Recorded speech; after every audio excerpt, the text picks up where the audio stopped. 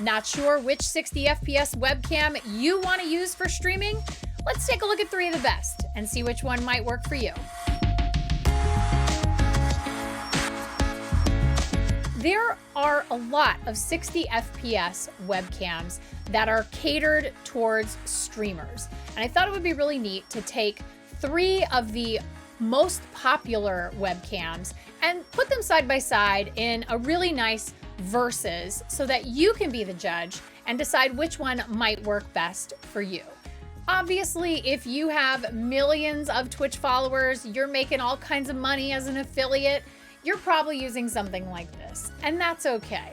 But for everybody else who's maybe a hobbyist streamer or doesn't want to invest a lot of money or can't invest a lot of money in the camera they're using, these webcams are pretty good options for you. First, I'm going to talk about what each camera offers individually. Then I'm going to walk you through the software for each of them. And lastly, I'm going to put up a 1v1v1 side-by-side comparison so that you can see what all 3 cameras look like live in a single shot. Let's take a look at the specs.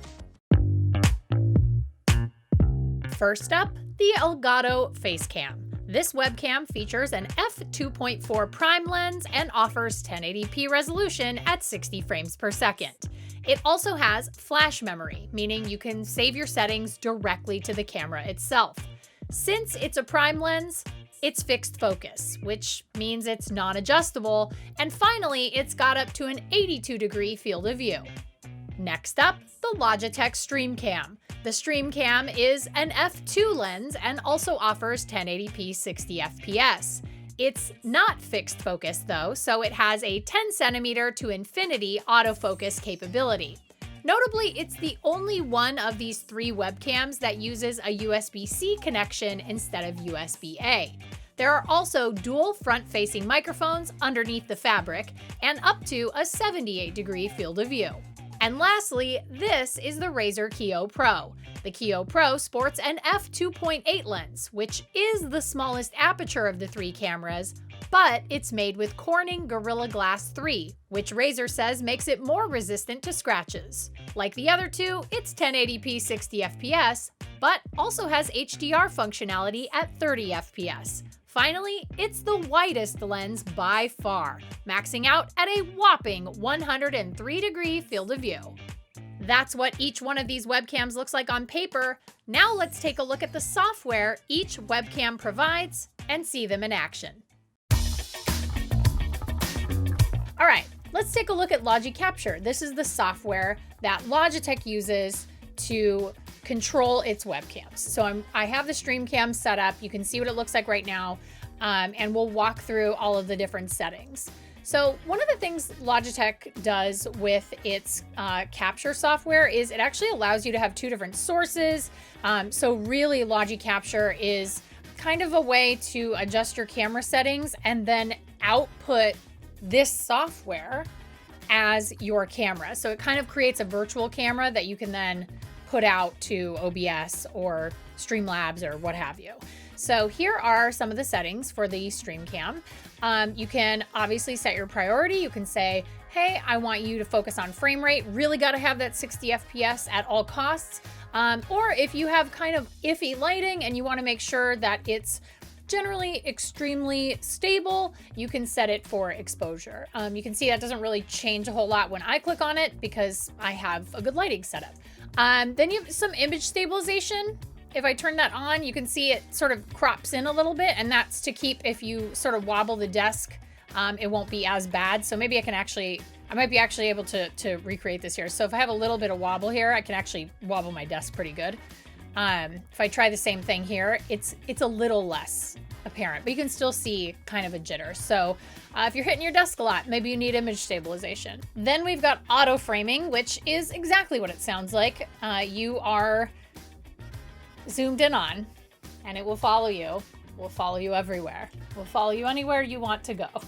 And then you also have autofocus, which right now is off. So autofocus, that's okay. I can shut it off. You can see the range of focus here. So I can go all the way back, and then I can start moving forward, and it will start, bringing things into focus. Now I'm out of focus, and if I keep going, this is like closer to the camera. Let's see, it's really close. I have found autofocus on webcams to be extremely touchy for all of them. The Streamcam, I think, is probably the best of the three. I will give it credit for that. It doesn't seem to be, you know, really struggling to keep that focus. Auto white balance. This is off right now. If I turn on auto white balance, it actually is pretty good. If you're bringing things into your shot and taking them back out, you may experience some weird kind of white balance adjusting on the fly. But if you're streaming, you're a really small little picture in the corner, so it may not be as bad as, it may not be very noticeable, I guess is the better way to put it. But I'll turn that off and then I can go back. So I'll keep it right around 4,500. If you have something that flickers in the background, like a fluorescent light, or some kind of monitor, you can adjust your anti-flicker settings. You can actually see just a little bit, this neon light right here, the CNET light. If I change it from 50 to 60, the flicker does actually get a little bit better. So if you've got neon in the background, which a lot of streamers do have, that's something to take into consideration. You have that option to adjust. I can do chroma key. So if you flip that on, you can see you've got either green screen or blue screen. You can adjust just very little settings. It's not super granular, but there are a couple of sliders here that you can take advantage of should you choose. There are some advanced settings, but they're really simple. They're not actually advanced at all. It's just horizontally flip the source and vertically flip the source. So there's your advanced settings. I thought that was kind of funny. And then you have some other options here. You can choose your resolution. You can choose your frames per second. You can choose your video encoder, where you want your video to end up. If you're recording something down here in this space, which I'm not, I'm recording in OBS. And then there's some, again, advanced settings that are not really advanced. So there's a 3, 2, 1 countdown. If you hit the record button, there's a framing grid if you want to frame your shot a little bit better. And then a 5 megapixel enhanced screenshot if you're taking screenshots, again, with this button down here.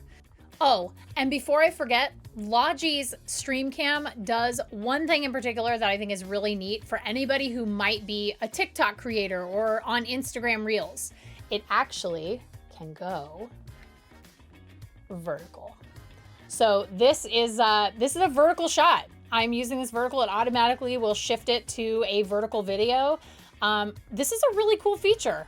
I think it's awesome and definitely something that might cause you to buy this camera over the other two. So that is Logi Capture. That's their capture software. Again, one of the things I don't love about Logi Capture is it does make a virtual camera and outputs all of these settings to an OBS or a Slobs. And the problem with that is that sometimes there's an even bigger delay between your video and your audio. So you may have to adjust that in your settings on your streaming software of choice. That can be really, really frustrating to try to sort of match those. And it is a much wider gap because obviously it's being processed through another piece of software before going into OBS or Streamlabs or whatever other streaming software that you use. So keep that in mind if you're really interested in the Logitech Streamcam. Let's check out the Elgato Facecam. This is Camera Hub. This is Elgato's software for the Facecam. It doesn't have any other webcams, so it's just for this particular webcam. You can see it's actually a lot wider. The field of view is much wider than what the Logi Streamcam had going on. I actually have this completely reset to factory defaults. You can see it's pretty blown out. You know, I'm just really surprised at how not great the plug and play aspect of this particular camera is, especially since Elgato is so good at this. They are a company dedicated to making products for streamers. So the fact that this camera isn't exactly plug and play, that you will in fact need to work a little bit on it and its settings before being able to really use it, kind of stinks. But you know, it won't take very long at all. So let's walk through the settings. So here is our device settings. The input, really simple. That's the Facecam. Something that I think is really cool that Elgato is doing with the Facecam is it has the ability to save settings to device. It will actually flash the settings that you have here to your device. I really like this feature. Honestly, I think every webcam should have it going forward. Good job there, Elgato. I think that's really, really cool. All right, so we have zoom. Once again, as I mentioned when I was talking about the Logitech Streamcam, the Elgato Facecam is a fixed lens camera. You know, so you have sort of a digital zoom here if you want to zoom in. So we can do that. I think even just a couple of clicks looks decent, but I wouldn't go too much farther in. I mean, if you can zoom in, you can zoom in. It's possible, but and it doesn't look terrible. You know, digital zoom never looks amazing compared to what the default is. And then you have your picture settings, super basic, super duper basic. 3 settings: contrast, saturation, sharpness. That's it. If you ever want to reset it, you can just hit that little reset button there. Now we get to exposures. I think Elgato did a really good job of choosing what to include here in the software. You can set your exposure to automatic. I hate doing that because every single time I find that having a camera set to auto exposure, you're constantly getting that bounce up and down of like, the camera doesn't know if it's too light or too dark, and it just looks weird, and you don't want that during your stream. If you choose to keep it on automatic, you do have a couple of options for metering, and the metering here is center weighted, so the camera will decide how to expose your image based on what's in the middle. So that's me or you if you're streaming, or you can choose average. So it'll take the whole image and decide how to set the exposure. As you can see, it's actually like really bright. Everything's super blown out. So we're gonna go back to center weighted. You can compensate on the automatic setting, which I think is the easiest way to kind of adjust your camera settings. So I'm gonna step it down to -1, and that looks more realistic, right? If you wanted a little bit more light, you know, drop it up to -0.5. Like, it looks much, much better. And you can keep it on auto if you want to. If I shut off auto, I then have access to shutter speed as well as ISO. I do think overall, they do a really nice job of letting you just sort of compensate for some of the lighting in your space on automatic. So if you wanted to leave it there, you could. It does an okay job. It's just not great right out of the box, like I said. White balancing, again, automatic looks fine. If I shut it off, it's pretty warm at 5000 K. I can turn it down to 4500 like I did the last time, and that's a little bit more realistic. You can see this is starting to get a little blue grayish. My skin's starting to look a little weird. But if I go all the way up to 5500, it's pretty warm. And these lights are set up for 5500. So, you know, maybe my lights are wrong. Who knows? But I think maybe somewhere in the neighborhood of 47 is about where I'd like to be here on white balance. And then you have some processing options. You have an anti-flicker down here, just like the Logitech Streamcam software does. And then you also have some noise reduction. You can use that if you'd like. But overall, super easy to use. You can take screenshots down here. You can set a save folder, and then you can set save to device. So you can say, hey, this is what I want my Facecam to look like every single time I use it. Thank you very much. Now I never have to go back into Camera Hub and use this device. All right, that is Elgato's Camera Hub for Facecam. So let's look at Razer with its Synapse software on the Kiyo Pro. This is Synapse. This is Razer's software that controls a lot of its compatible peripherals, including the Razer Kiyo Pro, which is what you're looking at right now. As you can see, this app is a little bit small. This window is a little bit tiny. There is a way to adjust this if you want to really get a good look at your settings. It took a minute, but if you expand the camera preview, that's cool. But if you want to go back to the Synapse settings, it actually is over the top of it. So the best way to do that is we're just gonna pop one here, we're gonna pop one here, and there we go. So now we're gonna check out what Razer's Synapse software can do for you if you have a Razer Kiyo Pro.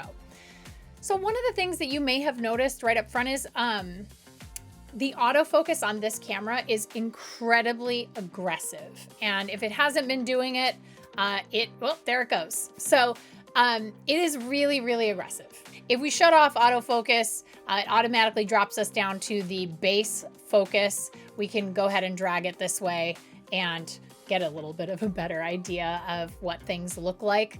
And it will not continually try to find focus. It's not a fun thing. Honestly, if you buy this camera, just shut it off immediately. You will not like autofocus on this camera. There's an HDR option. I don't think I need that. I have an office with pretty good lighting, so I'm gonna shut that off. It'll actually, I believe, make this image a little bit brighter, but we're gonna adjust that. So we also have some different options here on field of view. So kudos to Razer. To their credit, they did not give you a slider with numbers, because really that's kind of meaningless to most people who are not AV people. If you're not a photographer or a videographer, cinematography, anything like that, FOV numbers are really just going to mean nothing to you. And that's fine, because you can have things like this, which is field of view wide, which, as you can see, gives you kind of this sort of fisheye effect. You can see the rack here is a little bit bent. That's the widest setting that the Razer Kiyo Pro offers you. You can click on medium, which zooms in a little bit, it crops in, but you're still kind of getting this little bit of a fisheye effect, but not terrible. And if you're really close to your monitor, could come in really handy. And then of course there's narrow, which in my opinion actually looks like a standard camera shot. It is flat here. You're not dealing with any of that kind of fisheye or fishbowl effect on the narrowest field of view that Razer's Kiyo Pro offers you. So it is really not that bad. It's not, really tight, anything like that. It's good. So I think that's actually a really nice setting, and I'm gonna leave it there. Let's take a look on the right here. So we have some presets available to us. We can go to default, which is what you saw right when we booted up this software, which will reset our autofocus and our HDR. We also have color temperature settings, so cool, vibrant, which will up your saturation a little bit, up your contrast, warm, if you would like that, and the custom settings. So which once we shut off autofocus, it automatically went to custom settings. There are some advanced settings, but it brings up this really ugly properties window where you can really get granular with things. I mean, use this as you like. This is where you find your anti-flicker. If you want to change the frequency here to something a little bit better for the lighting that you might have in your background. This is also where you can control a little bit of your zoom, focus, and exposure. I can do that in the regular settings. This is automatic exposure, so I'm actually going to turn that off. I like to have a lot of control over the cameras I use. And you can see it actually instantaneously makes the image look better. So again, it is so odd to me to find that the automatic settings on these cameras, for the most part, have actually not been great. You'll have to kind of play with them and get all of your settings dialed in as you need. But this is where the auto setting is to shut off for the Kiyo Pro, just in case you're looking for it and just really don't want it to be as bright as it is. There's some pan and tilt. There's a low light compensation button. You can do all of that stuff. That's the advanced settings window. Really wish Razer would spend a little time maybe adding that to the software so that it wasn't so out of place and honestly a little bit daunting for somebody who's not a camera person. So someone who's not familiar with a lot of camera settings might feel overwhelmed by all of those settings in a window that looks a little bit complicated. So let's take a look at what these other settings are. These are really, really simple image settings. You've got brightness, contrast, and saturation. That's it. And then you've got white balance. This is your last setting. So if you want to shut it off, that's what it looks like. It's at 5000K. If I turn it up to 5500 like the other two cameras, once again, really, really warm, too warm, doesn't look good, doesn't look realistic, does not reflect what you're actually looking at if you're inside this office. So let's turn it down to 4000 and see what that looks like. Pretty cool. Pretty cool colors. Too blue. You can go all the way down here to 2000 Kelvin, which, that's sort of a mood. You want to set a vibe, you can do that. If you want to go all the way up to 7500 Kelvin, you can again set a sun vibe. This is me on the face of the sun. But in general, if you would like to kind of keep it right in the middle here, depending on the lighting you're using, once again, I have found that 4500K is about right. That is the most realistic image of me that I can present on this camera using these settings. So that is it. That's all that Razer's sign-up software offers you to adjust on the Kiyo Pro. Now, I think there's only one thing left to do, and that is show you a side-by-side comparison of all three cameras in action with the settings dialed in to where I would like them. These are the different cameras. We've got the Razer Kiyo right here in the green box. We've got right next to it the Elgato Facecam in the blue box, and then in the purple cam down here for these two, but right here, if I'm in the purple box, is the Logitech Streamcam. So these are all three of them side by side, but they all look decent, and that's what matters. You want something that you can use to stream all of your games and your content that puts your face in the best light possible. That's what you want in a camera. So I'm just gonna look at all three of these. I don't even know which camera to focus on. I think if I had to rank them, I would say I think the Elgato Facecam is up there once you go in and adjust the settings. It's definitely the best of the bunch. The Streamcam is really good right out of the box. I think the automatic settings, if you just want to plug and play 60 FPS camera, pick up the Logi Streamcam and go with that. And then I would say the Razer Kiyo also looks really good, but I do think it gives you a little bit more of a stylized look, the added contrast. It reminds me a little bit of the difference between taking pictures on an iPhone versus taking pictures on a Samsung device, right? So it's just the processing that's happening for these cameras and what each manufacturer wants to offer to people who are streamers. So if this is a look on the Razer camera for you right here, the Kiyo people, if this is a look that you're really into, you like that poppy, saturated look, the Kiyo Pro is a great camera for you. But if you're looking for something that's a little bit more realistic, and you have some dynamic lighting that you really want to show off, and you really want the best image that's true to what you see with your eyes, maybe the Elgato Facecam is for you. Or if you just want something that is completely foolproof, that you can just plug in, set to auto, and go off to the races, then the Logi Streamcam is the camera I think I would recommend. But now you can see them all side by side and choose which one you think looks the best. Drop it down in the comments. So now you've seen what they all look like side by side. Pricing wise, these three cameras are generally in the same ballpark. The Logitech Streamcam is the least expensive with a suggested MSRP of $170. The Razer Kiyo Pro clocks in at $200, and so does the Elgato Facecam. So that is it. That is the battle royale of the 60 FPS streaming webcams. I really hope you enjoyed this video. If you did, please give it a big thumbs up. Be sure to subscribe to the channel for more tech news. And until next time, be good humans.